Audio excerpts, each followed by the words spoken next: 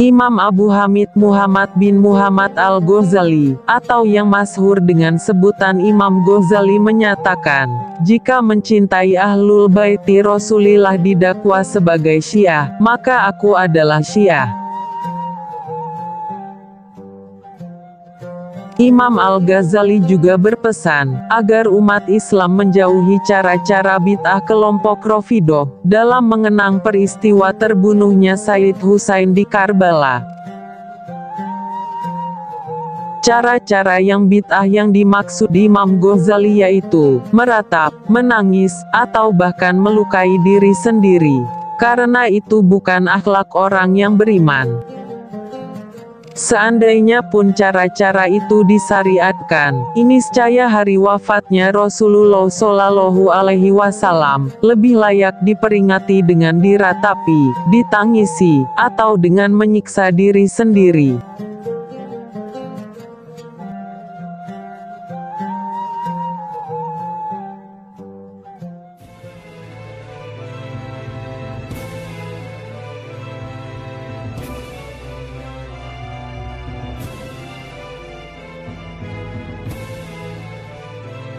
Setelah Sayyid Husain terbunuh, tubuh Husain diseret dan dipenggal hingga kepala terpisah dari tubuhnya. Ya Mazlum, ya Maqtul, ya Syahid, ya Husain. Selanjutnya, ada 10 orang dari tentara Umayyah mengajukan diri untuk menunggangi kuda dan menginjak-injak tubuh Husain yang tak bernyawa dan tanpa kepala itu, untuk menghinakannya. Baran pasir Karbala, memerah darah syuhada, keluhkan duka. Pertempuran berakhir, dan tentara Ubaidillah bin Ziyad lantas menjarah pakaian, pedang, dan perabotan Husain, serta perhiasan para wanita. Saat melakukan penjarahan, Samir bin Diljausan ingin membunuh Ali Zainal Abidin bin Husain, yang terbaring sakit di dalam salah satu tenda. Tapi Umar bin Sa'ad menghentikannya, dan tidak mengizinkan siapapun masuk ke tendanya. Sementara itu, kepala orang-orang yang terbunuh dalam pasukan Husain dibagi di antara para suku Kindah yang dipimpin oleh Qais bin Asad Al-Kindi membawa 13 kepala, suku Hawazin yang dipimpin oleh Syamir bin Diljausan membawa 12 kepala, sementara Bani Tamim dan Bani Asad masing-masing membawa 17 kepala dan 16 kepala. Mereka masuk Kufah, total dengan 71 kepala yang terpotong dari tubuhnya. Adapun bagian yang juga menyedihkan dalam pembantaian di Padang Karbala adalah terbunuhnya 2 putra Sayyid Husain yaitu Ali Akbar dan Ali Asghar. Ali bin Husain bin Ali bin Abi Thalib atau Ali Akbar adalah putra Sayyid Husain yang lahir pada tahun 33 Hijriyah atau tahun 635 Masehi di Makkah Al-Mukarramah. Ali Akbar adalah syahid pertama dari kalangan Bani Hashim. Dalam serangan pertama pasukan Umayyah, Ali Akbar yang dikepung dari berbagai sisi, tapi tidak mampu melumpuhkannya. Bahkan dalam sebuah riwayat, setidaknya ada 120 pasukan penunggang kuda tewas di tangannya. Hanya kehausan yang teramat sangatlah yang menyebabkan kemudian dia melemah. Rasa haus yang sangat kuat kemudian menjadi penyebab tenaga Ali Akbar melemah, tak berdaya, hingga mampu dilumpuhkan pasukan Umayyah.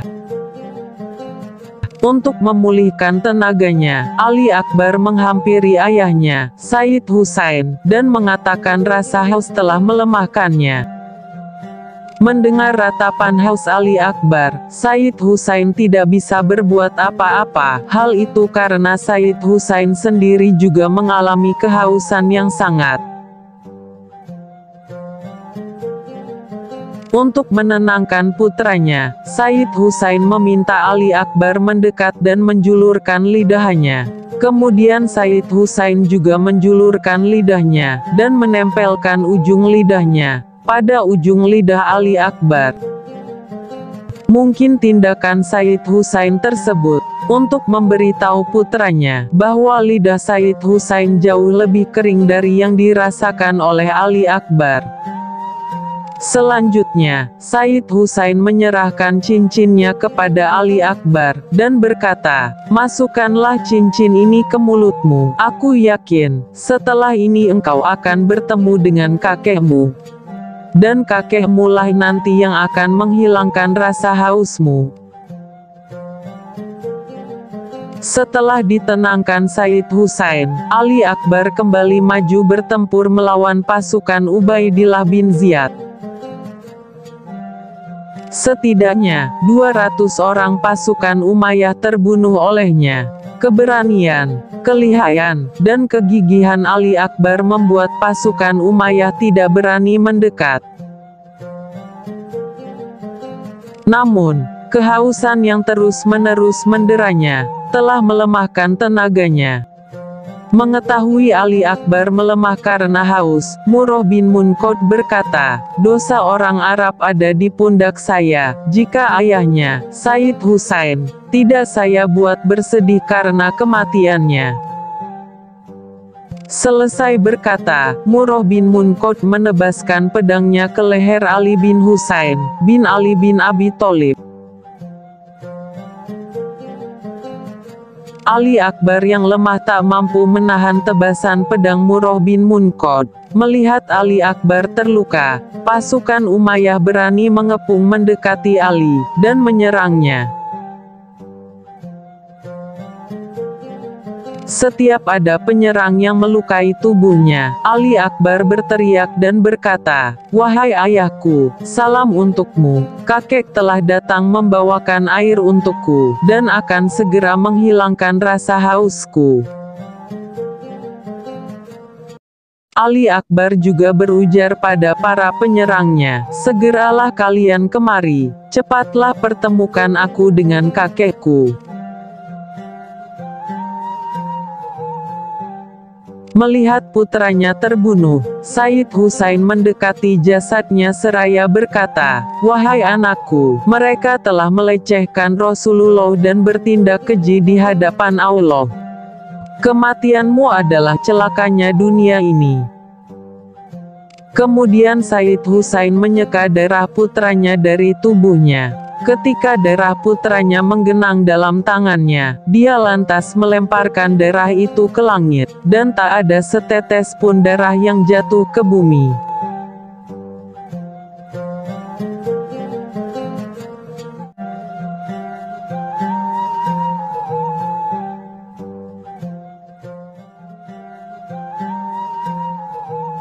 Selanjutnya, terbunuhnya Abdullah bin Husain bin Ali bin Abi Thalib, atau yang dikenal dengan Abdullah Ar-Radi dan Ali Asghar.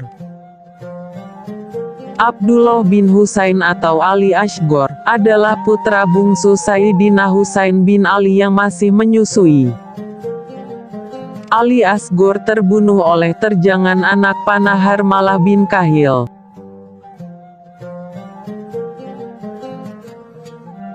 Ketika Sayyid Husain mengetahui tentara Kufah juga ikut bergabung hendak menumpahkan darahnya, Sayyid Husain lantas mengambil mushaf Al-Quran dan kemudian membukanya, dan memperlihatkannya pada kaum Kufah. Kemudian dengan suara lantang Sayyid Husain mengatakan, "Di antara aku dan kalian ada kitab Allah Subhanahu wa Ta'ala, yang juga kitab Rasulullah Shallallahu Alaihi Wasallam. Wahai kaum, atas tujuan apa kalian menghalalkan darahku?" Namun mendadak, Sayyid Husain mendengar tangisan Ali Asghar yang kehausan. Sayyid Husain kemudian mendekapnya, menggendong, dan membawanya untuk diperlihatkan kepada kaum Kufah, dan berkata, "Wahai kalian semua, jika kepadaku kalian enggan berbelas kasih, maka berbelas kasihlah kepada bayi yang masih menyusu ini." Namun sesaat setelah Sayyid Husain menyelesaikan kata-katanya, salah seorang dari kaum Kufah bernama Harmalah bin Kahil al-Asadi, melesatkan anak panah tepat mengenai leher Ali Asghar.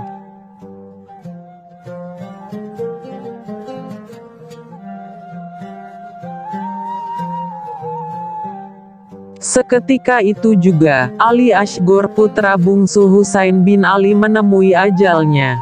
Sayyid Husain tertunduk lemah dan berkata, "Ya Allah, Engkaulah yang menjadi saksi dan hakim di antara kami dan mereka. Kami telah menyeru mengajak mereka untuk menjadi penolong kami, namun justru membantai dan membunuh kami."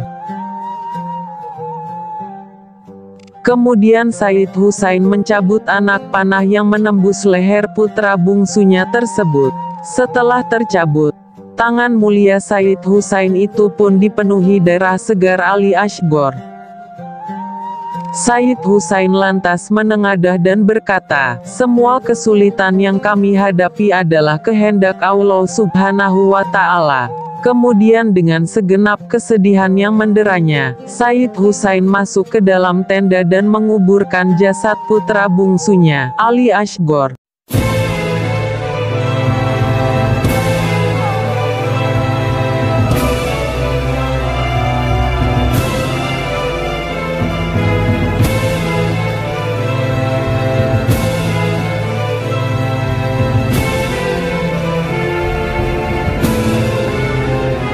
Ya Madlum, Ya Maqtul, Ya Syahid, Ya Husain. Ya Madlum, Ya Maqtul, Ya Syahid, Ya Husain.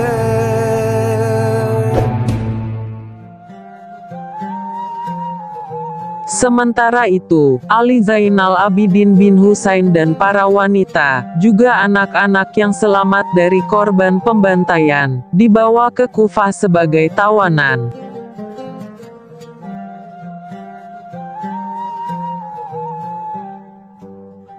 Mereka dibawa dengan unta telanjang, dan rantai dikalungkan di leher mereka.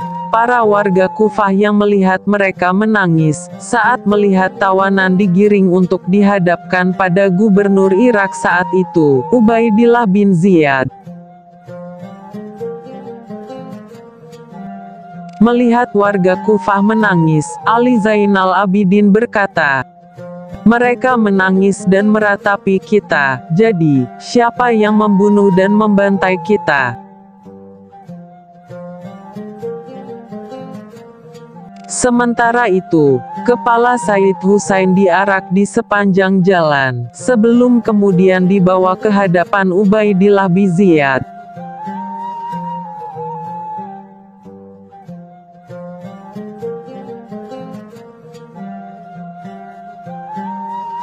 Berikut persinggahan kepala Sayyid Husain sebelum kemudian diserahkan kepada Ali Zainal Abidin dan bibinya, Zainab, untuk dimakamkan. Persinggahan pertama, yakni pada malam tanggal 11 Muharram, di daerah Kula. Persinggahan kedua, di Majlis Ubaidillah bin Ziyad. Kemudian yang ketiga, digantung di sebuah pohon di kota Kufah. Persinggahan keempat, berada dalam pelukan Rubab. Persinggahan kelima, ada di antara Kufah dan Damaskus. Dalam persinggahan ini, ada kalanya ditancapkan di ujung tombak, ada kalanya dimasukkan di dalam peti. Persinggahan keenam, di kuil pendeta Nasrani. Dan persinggahan ketujuh, di istana Yazid, diletakkan di bejana yang terbuat dari emas. Persinggahan ke-8 digantung di gerbang Istana Yazid, dan persinggahan ke-9 digantung di gerbang kota Damaskus. Persinggahan ke-10 atau tepat di hari ke-40 terbunuhnya Sayyid Husain. Kepala tersebut bergabung dengan jasad tubuh Sayyid Husain bin Ali di Karbala.